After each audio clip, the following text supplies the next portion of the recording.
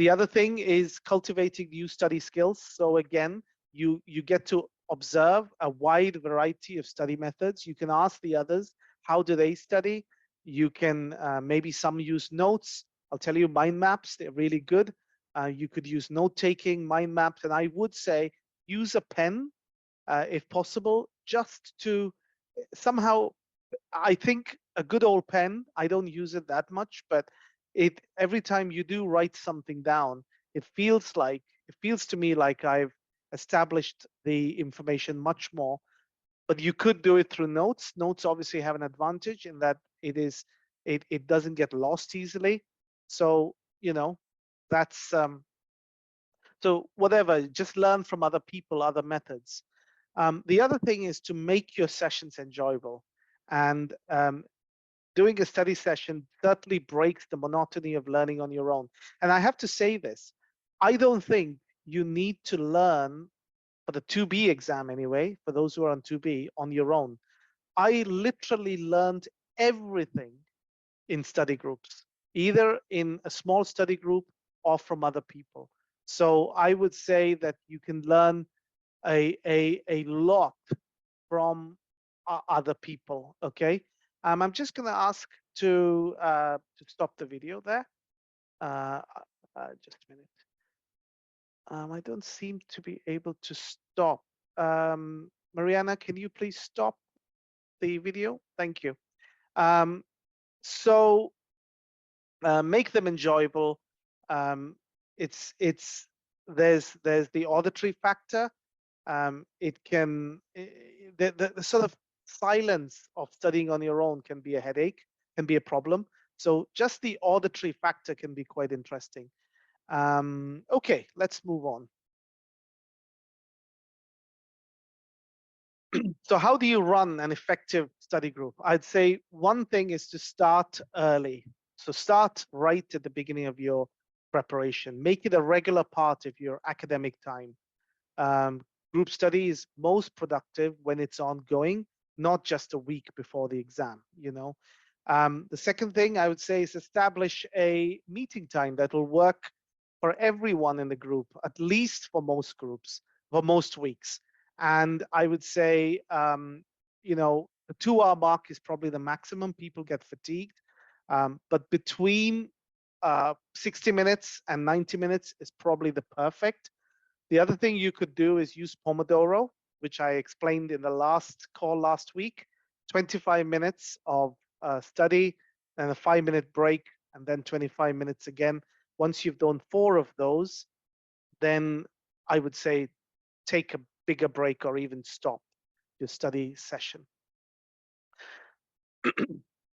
Thirdly, have an agenda. If you are studying for an exam that's theory-based, this is really helpful. So decide maybe you could do this even for 2B, but if you are studying for something like physics or 2A, then you could go systematically through the curriculum. And one way I studied, especially around study groups, is we used a question and then studied around it. Okay, so we look at a question, then maybe you ask everyone to you answer the question and then go and read up about every answer. If you have 4 people or 5 people in the single batch, you could go and read up around that topic, come and feedback, and do it like that. Also, if you're studying for 2B, you know, after you do your 15-minute maybe Viva session, or if you're going to do one case at a time, read up around that topic together.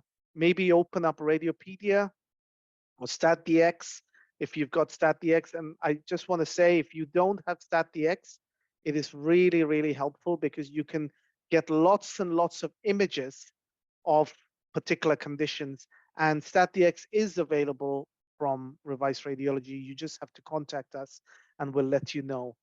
It is only people from certain countries can get a StatDX. We are not allowed to give it to people in certain areas. But if you're from the Indian subcontinent or the Middle East or from the UK, then you can get StatDX. But if you're outside those areas, then we don't have a license. So just contact us if you're interested, and we'll let you know how much it will, what the investment will be. The other thing to do is be an active listener.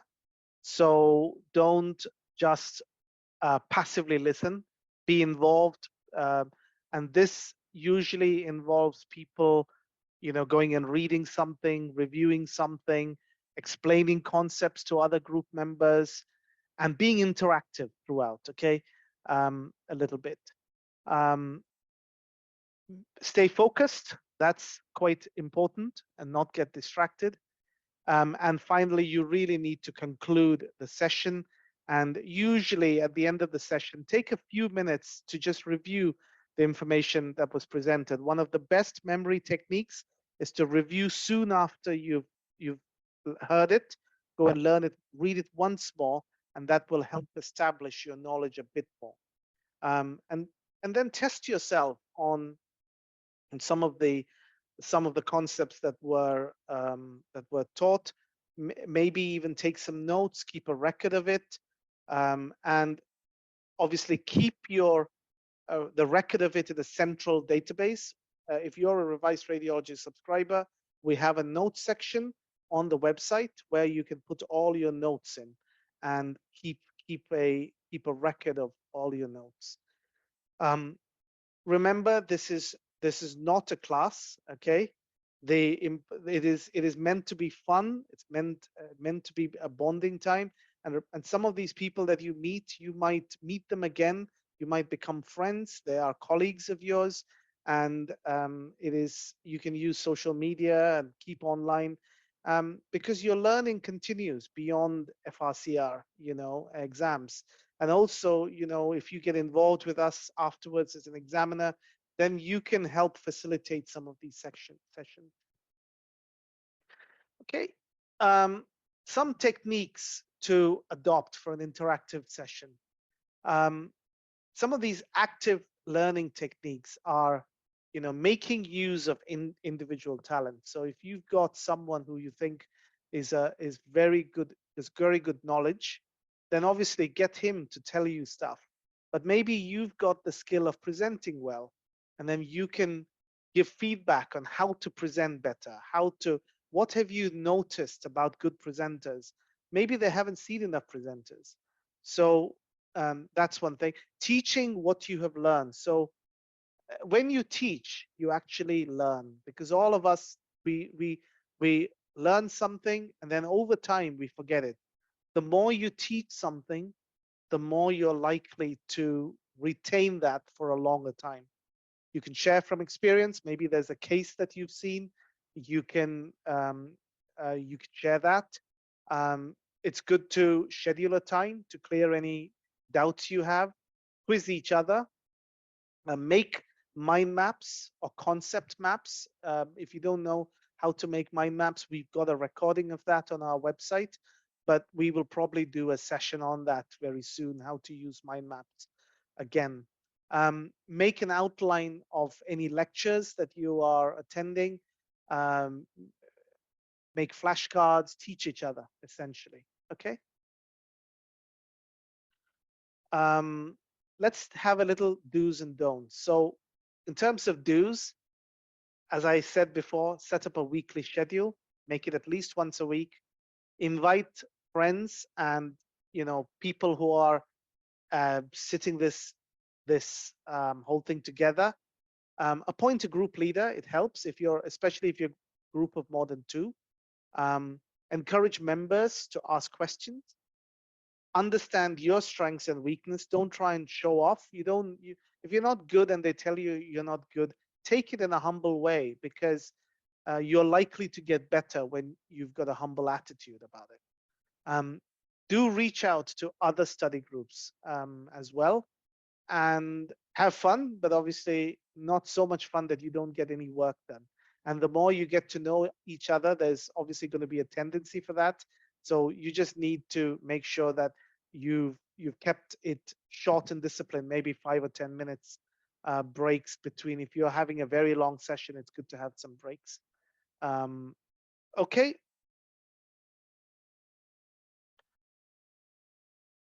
And the don'ts, I would say, as I said before, not too large, and not too small, depends. Okay, if you're doing a Viva study, maybe two is enough. But if you're doing something like learning, if you're studying for, you want to learn a bit more around topics, it helps to have 4 to 6 people, because then you can learn from the combined knowledge of more people. Um, be respectful of one another. That's incredibly important, I would say. Respect for each other, whether they speak in a certain way, whether they come from a particular ethnicity, all that, we need to respect one another. Don't lose your focus for your goal or your group's goals. Certainly don't come unprepared, if you, especially if you're coming for something to do with learning a topic. Uh, come prepared. Um, do evaluate. It's quite important at the end to see what have we done well in this session, what can we do better, so that you keep improving. um, and don't entirely rely on group study sessions. So while I said right at the I said earlier that I relied a lot on group study sessions, I did also read things like Chapman and Chapanak, the differential diagnosis book, because some of that just needs you to sit down, find a way of remembering it, and it might, and you have to decide which are those areas that you need to study yourself. Obviously, when you do rapid reporting and long case packets, you need to do those yourself. And when you're doing some of the questions, do it yourself first, because otherwise you're never testing yourself. Remember to do the packets timed. Don't just look at the answers, do them properly. You could meet online and do them timed, and then afterwards you could discuss it together.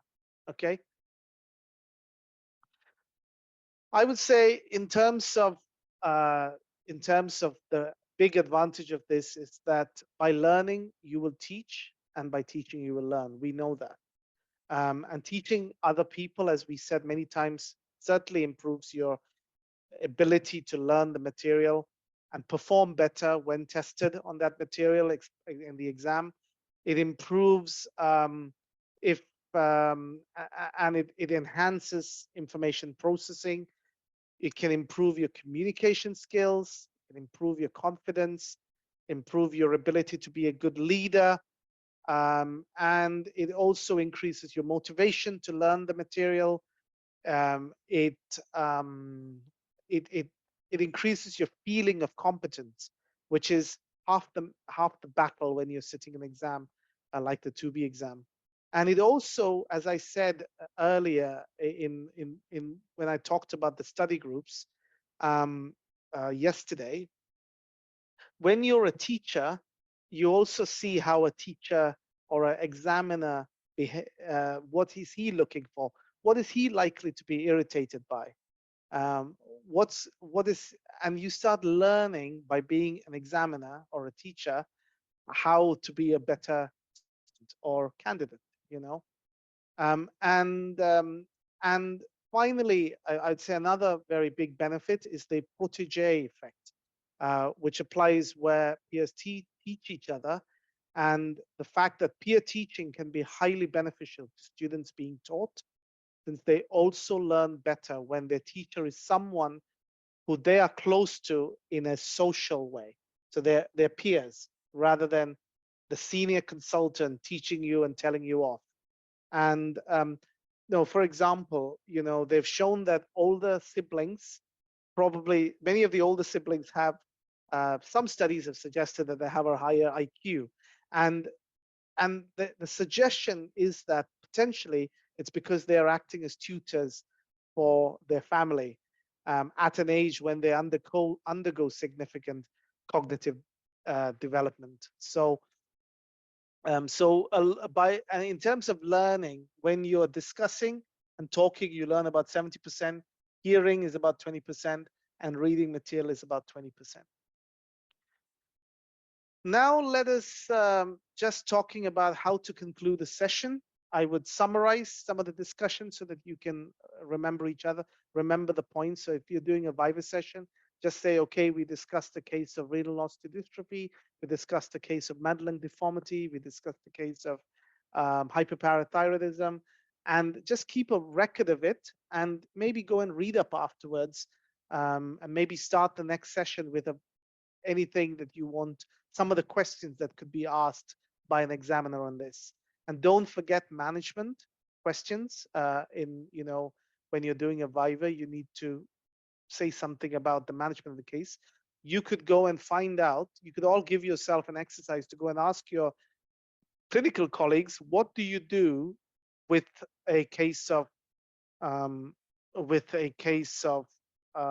I don't know, hyperparathyroidism, so that when you are presenting a case, you actually are learning as well the management of the condition. So finally, I just want to, for those of you who are on the call who are not part of the bi-weekly study groups that we've just set up yesterday, we've got this, and it's included as part of the FRCR2B combined plan, which Mariana can put a link to. This plan it includes, it's basically very comprehensive. The combined plan includes 80 packets of rapids, 30 packets of longs, monthly online vivas and teaching it's usually the first Saturday of every month, except next month, where it's on the third Saturday. But usually on the first Saturday, you have a whole day, and I'd say to you, take leave and attend those, because those are tutorial type of sessions where you see a case, you're given feedback straight away, and then someone else sits on the hot seat. So that's a good way. The fourth thing it includes recordings of all the sessions we've done, both radiology topics, achievers, web meets like this. But I suppose one of the most, the latest, and probably I'd be interested to know if it's one of the most useful, is facilitating these combined sessions. I want to just hear back from anyone who was there yesterday, how you found it. Maybe just put a little thing on the chat box. But you improve your confidence as a candidate by attending those sessions. You learn to think like an examiner. You learn to become a candidate, a good. You learn how to present as a good candidate. You have exam quality viva cases, which are provided by us, and we use an online platform called Pratik, it simulates the FRCR2B exam. Obviously, in the exam, you use Osarix, but it's not any different. It's all online. You get the opportunity to scroll as you would in the exam, but in some cases, as you know, the examiner will scroll for you. So just be prepared for that. So really, that is a little bit around the study groups. I just wanted to give you the opportunity to explore study groups beyond what revised radiology is doing. Revised radiology is obviously provided a study group, particularly for the FRCR2B session. But if you're doing anatomy or physics or 2A, or even 2B, you might want, and you're not a part of this FRCR thing that we are doing in Revise, you could still set up your own study group and create a great environment for learning. But obviously, the cases you could use free playlists, like from Radiopedia. You could use playlists from there, which is a really good idea. But if you want cases that our examiners have used in the past, then obviously we've got those kind of cases in the database of cases that we're going to provide, which will be recycled every 6 months. So in a 6-month period, you will see about 700 cases during these sessions. And in addition, you will see a lot of cases during the online vivas. And then in addition to that, you get some practice on the hot seat in the monthly online vivas. But if you want more than that, you want 15-minute hot seats where the examiner examines you, a consultant radiologist or a very senior radiologist, then we have a number of courses that we run as well.